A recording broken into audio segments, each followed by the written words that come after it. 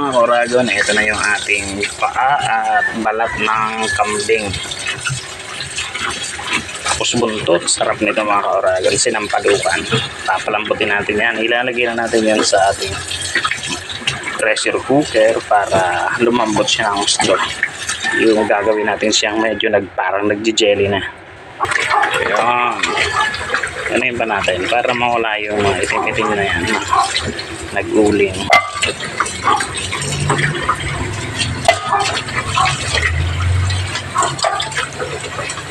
Sarap to pantanggal ng hangover mga Oragon. Sakto yan sa ating hangover kagabi.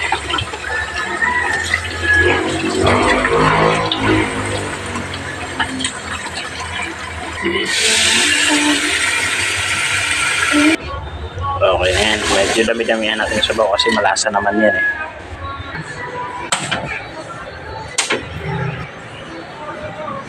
Okay, lagyan natin. Lagyan natin ng cube.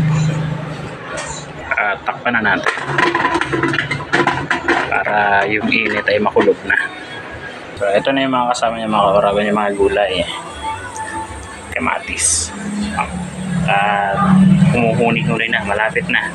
Ayan na, humuhuni na. So, orasan natin siya mga kahit 20 minutes siguro.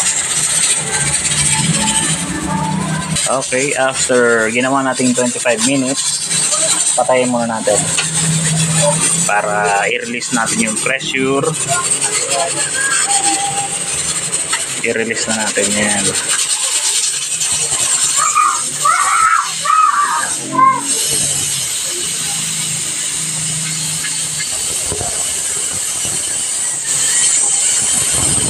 At eto na, wala ng pressure, pwede na nating buksan.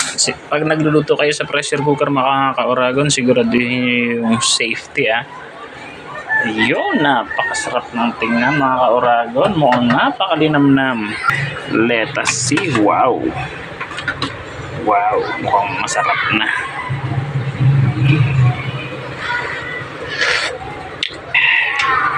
Asin pa lang nilagay natin dyan Ilagay na natin yung iba pa nating mga pampalasa. Ilagay natin yung kamatis.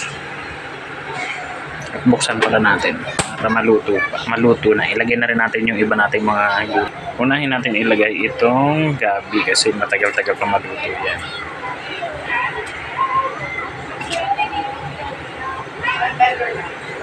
Tapos maya-maya isunod naman natin yung sitaw. Yung parang ordinaryo na nagsisigang ka. Yung nagpatagal lang naman sa atin dito yung pagpapalambot Okay. Who is this?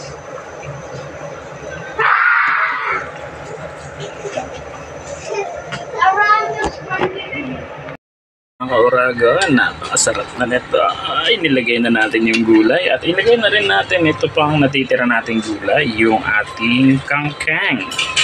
Kangkang. What's the pork? Wait. Yun. Ilagay na natin yung ating pang-asim. Nor sinigang sa gabi. And tapos na tayo. Lagyan na natin yan. And that's all. Thank you and paalam.